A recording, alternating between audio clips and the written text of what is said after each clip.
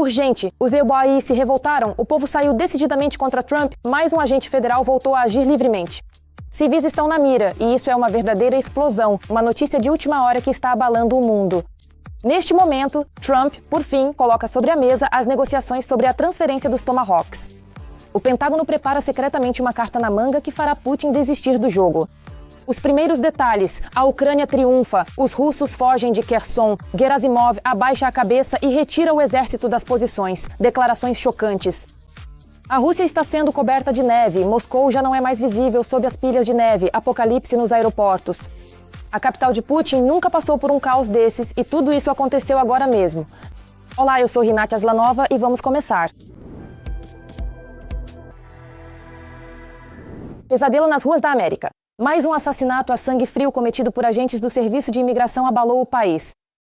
Os protestos irromperam com uma fúria sem precedentes, transformando-se em uma verdadeira revolta popular que já não pode ser contida.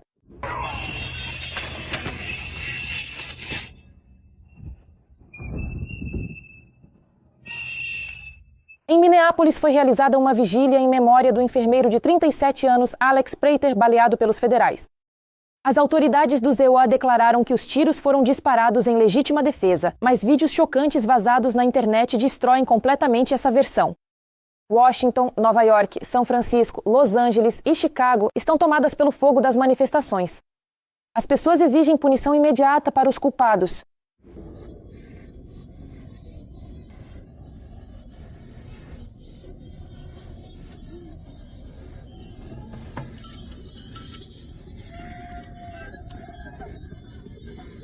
Mas a onda de caos começou em Minneapolis, onde milhares de manifestantes foram às ruas imediatamente após as mortes. Bonito.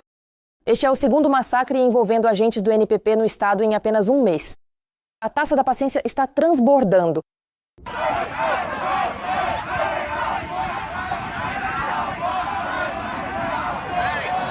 A CNN está batendo na bola. Os agentes federais dispararam 9 tiros a queima-roupa contra uma enfermeira certificada.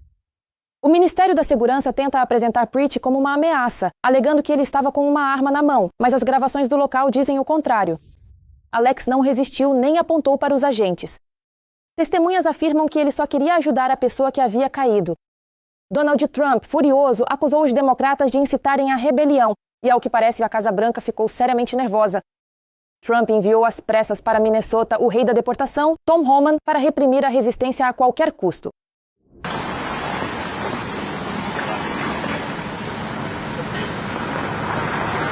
Enquanto isso, as autoridades locais partiram abertamente para o confronto contra Trump. O secretário de Estado de Minnesota, Steve Simon, criticou publicamente a versão da Casa Branca, chamando as tentativas de difamar o enfermeiro assassinado de calúnia repugnante e vil. Repetidas vezes no que diz respeito a este incidente em Minneapolis, vemos uma flagrante imprecisão, distorções e mentiras vindas daqueles que estão no topo. O thriller político chegou ao ponto de ebulição. Após a execução do americano, os democratas se preparam para bloquear completamente o financiamento das usinas nucleares. Se o Congresso não chegar a um acordo, os Estados Unidos enfrentarão um shutdown total já no final da semana. O país está à beira da paralisia. Nenhum ser humano é ilegal. Sensação. O Pentágono está secretamente preparando os famosos Tomahawks para a Ucrânia. Nos bastidores está sendo preparada uma decisão capaz de mudar as regras do jogo bem no auge do processo de negociação. Washington está promovendo o fornecimento de mísseis Tomahawk à Ucrânia para criar uma alavanca estratégica nas negociações. O ex-conselheiro do comandante-chefe das Forças Armadas da Ucrânia, Dane Rice, realizou negociações com o secretário de Defesa do ZEUA, Pete Hegseth, sobre essa iniciativa. Estamos falando do uso de mísseis com alcance de até 4.000 quilômetros que podem mudar radicalmente o equilíbrio de forças. A retaguarda profunda da Rússia torna-se vulnerável e o Kremlin se vê sob forte pressão, sendo forçado a buscar concessões. Além disso, Kiev já recorreu a táticas semelhantes com outros armamentos, então pode acontecer um déjà-vu. Em novembro de 2023, a Ucrânia lançou mísseis ATACMS pela primeira vez e destruiu 2 dezenas de helicópteros de ataque russos K-50 e 2. Moscou retirou imediatamente todos os seus helicópteros da Crimeia e reformulou seus planos de batalha. Alguns mísseis Tomahawk farão o mesmo. O alcance de voo é tão grande que a Rússia simplesmente não consegue proteger todas as suas instalações críticas. Mais uma declaração contundente vinda diretamente do coração do Pentágono. A Ucrânia não deveria mais solicitar esses mísseis. A concessão deles a Kiev deve ser exigida na Europa, no Senado do CNEL e na mídia. Os Tomahawks, nas mãos ucranianas, provariam ao mundo, de fato, apenas uma coisa: não há alternativa. Urgente, algo chocante aconteceu na linha de frente. O exército de Putin está fugindo diretamente do coração da linha de frente, abandonando posições na ilha Alexeyevsky, na região de Kherson. Na ilha Alexeyevsky, nossa inteligência registra o abandono das posições. Isso aconteceu como resultado das ações ativas das forças de defesa da Ucrânia e do baixo estado moral e psicológico dos militares que estavam nessas posições. As razões para a retirada são o baixo estado moral e psicológico dos ocupantes e as ações ativas dos militares ucranianos. Parece que a direção de Kherson está além das capacidades do inimigo. Por isso, ele é forçado a se reagrupar e transferir parte das unidades para a direção de Orekhov, supostamente para manter o ritmo das ações de assalto. Isso foi mostrado em vídeo. Um apocalipse de neve atingiu a Rússia com nova força. Moscou está desaparecendo sob uma quantidade anormal de precipitação. Os russos mal tiveram tempo de se recuperar de um ciclone, e já o próximo os atingiu em cheio.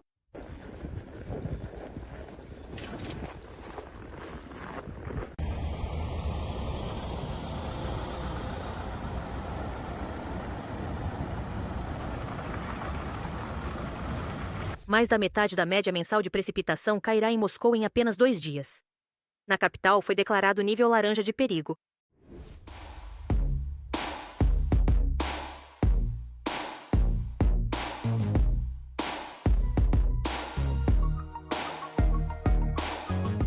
O trânsito na cidade está paralisado. Há engarrafamentos de quilômetros nas estradas. O transporte público simplesmente não saiu para operar. Os russos, com neve até os joelhos, só têm esperança no metrô.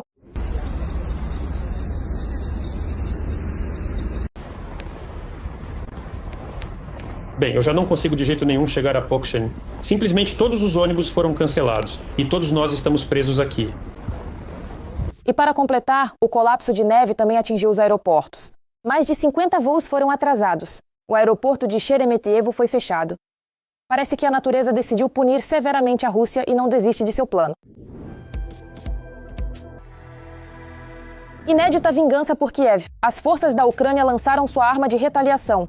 Belgorod foi envolta por uma escuridão gelada. A região sofreu o ataque aéreo mais poderoso de todo o período da guerra em grande escala. Nenhum bombardeio bárbaro das cidades ucranianas fica sem uma resposta equivalente.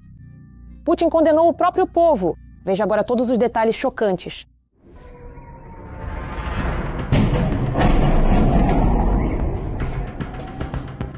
O apagão está se espalhando lenta, mas seguramente por todo o território da Federação Russa. Após Belgorod, Taganrog ficou sem eletricidade, água e aquecimento. E permanente. Absolutamente nada mudou e a área permanece totalmente desconectada. A julgar pelas informações em grupos públicos russos, Belgorod foi a primeira a sofrer um ataque massivo. No sábado, a cidade foi atacada quase 100 vezes após as 21 horas, e os moradores locais contaram até 50 explosões poderosas. Os militares ucranianos destruíram completamente o sistema de energia de Belgorod, deixando novamente dezenas e centenas de milhares de pessoas sem luz e aquecimento, o que se tornará uma catástrofe para a população local diante das geadas de 15 graus que persistem agora. Kiev lançou sua santa vingança pelo energoterror sobre esta região da Rússia, onde estão baseados bandos de ocupantes e de onde eles realizam suas incursões na região de Kharkiv. O ataque foi tão eficaz que as autoridades russas tiveram que inventar às pressas mais uma história fantasiosa para ao menos tentar justificar a escala da destruição e a incapacidade da defesa aérea russa de enfrentar os drones ucranianos. Como resultado, o governador da região, Vyacheslav Gladkov, inventou que o bombardeio foi causado por um lançador múltiplo de foguetes HIMARS. Foram justamente os destroços dele que, supostamente, moradores locais teriam encontrado próximos aos locais das explosões. Pessoal, boa noite. Acabaram de bombardear a cidade 3 vezes e agora que estamos chegando em casa, olha só o que está jogado aqui.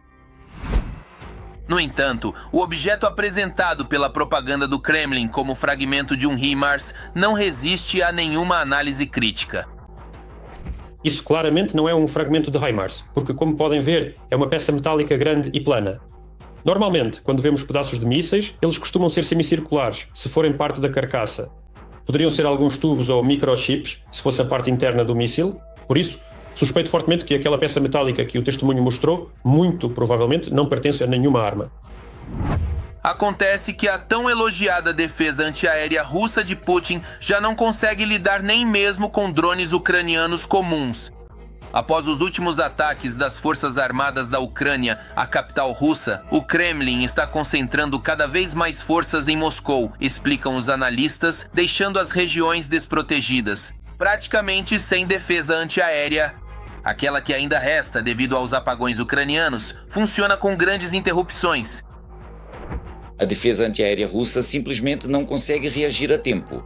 Além disso, como se sabe, ela está bastante sem energia e foi significativamente reduzida após inúmeras séries de ataques justamente contra essa defesa antiaérea, em várias regiões diferentes. Mas, em vez de tapar os buracos em sua defesa antiaérea, o comando russo toma uma decisão muito mais simples. Dá a ordem de ocultar todas as informações sobre as chegadas em Belgorod, e não só isso. No entanto, isso não diz respeito apenas a Belgorod. A questão é que, desde ontem e durante a noite de hoje, as quedas de energia não ocorreram apenas na região de Belgorod, mas também em outras regiões russas. Sob o pretexto de trabalhos programados ou incidentes de curta duração, as autoridades do Kremlin buscam ocultar a verdadeira extensão dos danos e evitar o pânico. Mas como evitar um pânico nacional quando o blackout, provocado pessoalmente por Putin e desencadeado por sua guerra, se espalha pelo país a uma velocidade sem precedentes? Na lista de cidades e regiões que atualmente estão sem luz e sem aquecimento estão Murmansk, Severomorsk e Zakhamsk.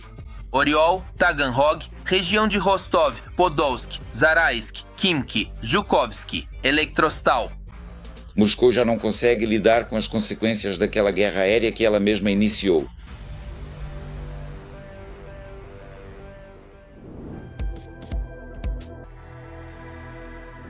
A Rússia desmorona e o ódio transborda. Russos atacam migrantes e minorias. Com massacres e guerra civil iminente, o Kremlin instiga conflitos e Solovyov declara caça. Russos contra migrantes e minorias nacionais. Quem está impondo tradições bárbaras ao povo russo? De acordo... Segundo o FSB, no primeiro semestre de 2025, 5,5 milhões de pessoas da Ásia Central entraram no país. Isso é só 2% a menos do que no mesmo período de 2024. A situação com os migrantes na Rússia agora é complicada, porque, por um lado, o discurso de ódio que constantemente é transmitido pelas telas de televisão faz com que a atitude negativa em relação aos migrantes na Rússia aumente a cada dia. A isso também se somam várias histórias, inclusive criminais, que aconteceram recentemente. Um nativo do Tajiquistão que, na verdade, possui cidadania russa, esfaqueou um rapaz de 18 anos na região de Moscou. Isso, claro, também aumenta a tensão. Segundo dados do Rosstat, apenas 1 em cada 4 planeja trabalhar na Rússia. Os demais, em sua maioria, mudam-se para ficar com parentes. Na Rússia, chegaram até a traçar o perfil da família típica de migrantes. Frequentemente, é uma família numerosa, com baixa renda oficial, a mãe não trabalha. Anualmente, essa família pode receber do orçamento da Federação Russa de 700 mil a 2 milhões e 500 mil rublos. Por outro lado, a economia russa não pode existir sem o trabalho dos migrantes. E é justamente nessa situação ambígua que tudo se encontra. A situação é agravada pela chamada Comunidade Russa, uma organização que supostamente defende os direitos dos russos. No canal deles, no Telegram, não só são publicados crimes recentes cometidos por migrantes, mas também é feito um trabalho de propaganda para difamar os não-russos na Rússia. Em muitos lugares, os migrantes trabalham principalmente, embora, como sabemos, leis especiais são aprovadas. Por exemplo, em algumas cidades já está completamente proibido o trabalho de migrantes em táxis. Em outros lugares ainda não totalmente. Mas, de qualquer forma, a situação é bastante tensa. a questão não para nos migrantes. As minorias nacionais também atrapalham os russos. Se pegarmos, por exemplo, a Baixo-Cortostão ou o Tartaristão, lá os russos, na composição étnica da população da República, há mais russos do que, respectivamente, basquírias ou tártaros étnicos. Por isso, apesar de a região ser nominalmente chamada de Baixo-Cortostão ou Tartaristão, ainda assim há uma quantidade significativa de população russa étnica lá. No formato em que a Rússia existe hoje, já não é uma federação, mas está gradualmente se tornando um estado unitário, onde escolas nacionais estão sendo fechadas e os direitos das minorias nacionais e dos grupos étnicos estão sendo violados.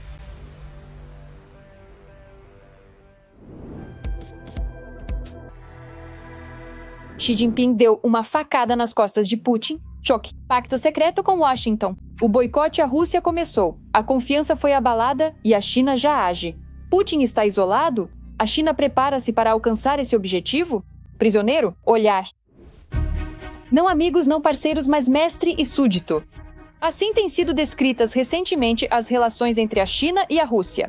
E como você pode imaginar, o poder e a autoridade estão nas mãos de Pequim. Embora o Kremlin, ano após ano, insista que a China é seu irmão, amigo e parceiro. Nossas relações são de igualdade, benefício mútuo e não oportunistas. A República Popular da China, ela tem um caráter excepcionalmente elevado.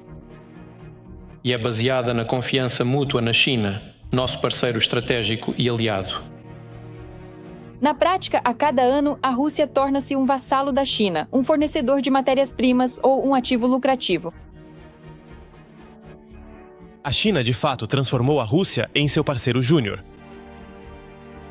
E às vezes, a Rússia atua quase como um proxy da China. E isso também precisa ser compreendido. Mais um prego nas relações entre os países foi a aceitação silenciosa por parte de Putin do destino de seu parceiro venezuelano Nicolás Maduro. Apelamos à liderança americana para que liberte imediatamente a lei do presidente eleito do Estado Independente e de sua esposa.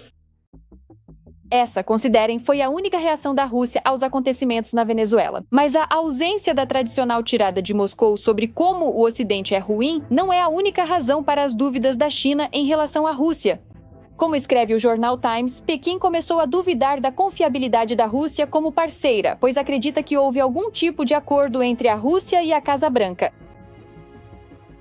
Segundo uma fonte do jornal, as autoridades russas não compartilharam com os chineses sua avaliação da situação na Venezuela. E com a decisão de retirar de Caracas, no final de dezembro, seus diplomatas e suas famílias. Como resultado, a China foi pega de surpresa pela operação das Forças Especiais Americanas. Tudo isso causou irritação em Pequim e acaloradas discussões sobre as relações entre China e Rússia, e em alguns círculos. Até mesmo a suposição de que o silêncio dos sistemas de defesa antiaérea russos na Venezuela durante a incursão americana não foi uma coincidência, mas sim um indício de cooperação entre Moscou e Washington, escreve o The Times. Agora dizem que Xi Jinping nunca perdoará Putin pela perda de Maduro e, consequentemente, da Venezuela, com seus recursos.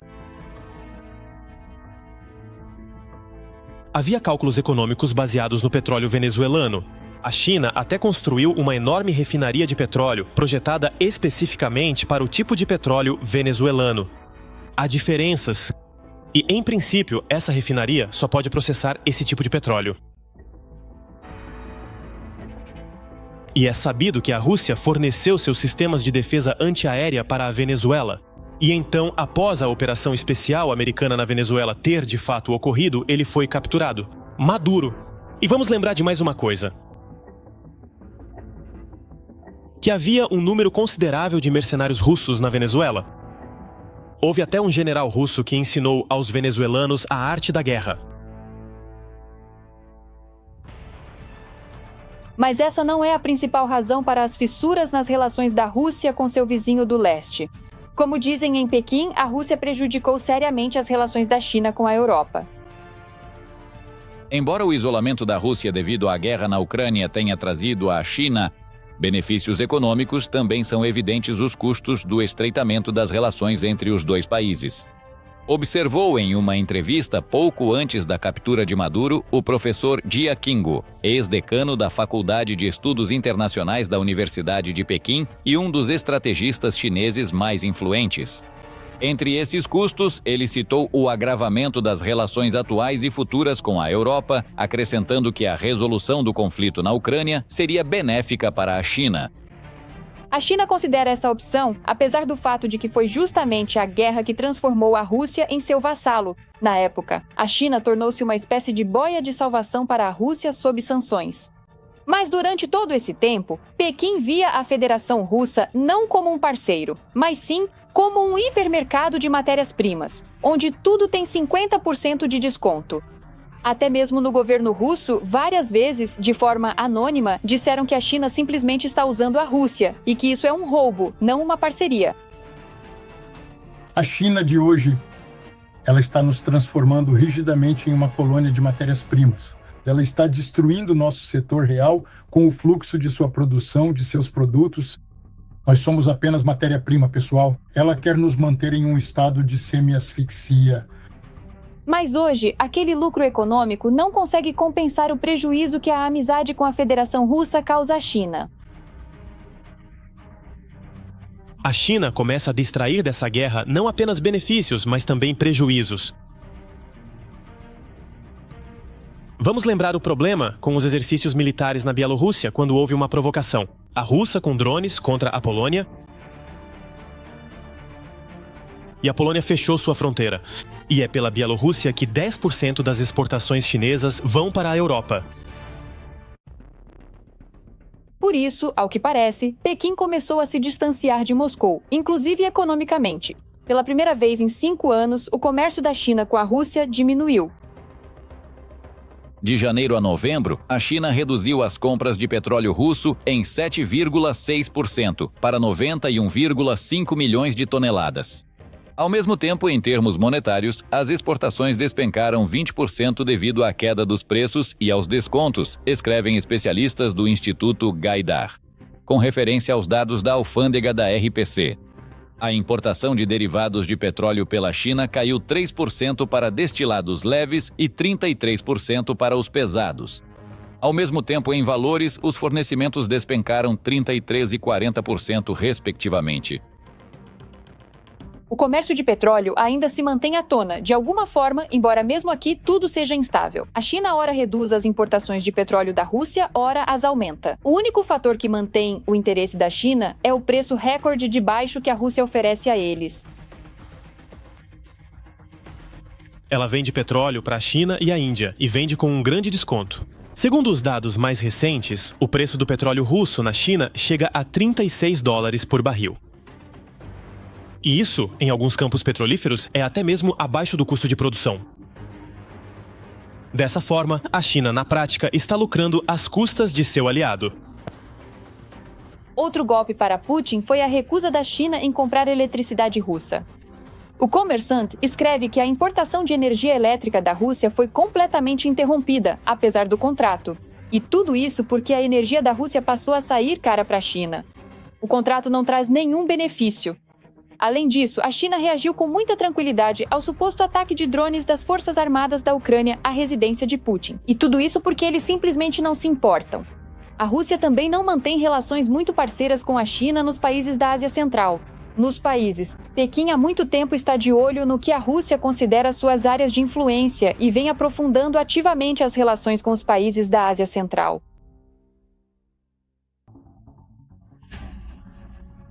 A Rússia, aos olhos dos países da Ásia Central, é um parceiro pouco confiável. E, de fato, a China está cada vez mais ativa em sua expansão. Sabe, na Rússia, gostam de chamar isso de ventre mole da Rússia. Pois é, a China tem entrado muito ativamente nessa região ultimamente, especialmente no Cazaquistão. E o que é importante e interessante é que, após o início da invasão em grande escala, ocorreu uma visita de Xi Jinping ao Cazaquistão,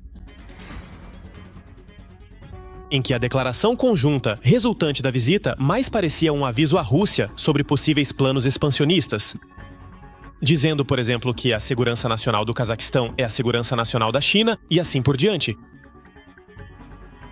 O Kremlin não tem forças para competir com a China, por isso Putin engoliu até mesmo o fato de que, após 27 anos de discussões, a China, junto com o Quirguistão e o Uzbequistão, está construindo uma ferrovia para a Europa, contornando a Rússia. Mas não são apenas os interesses econômicos e estratégicos.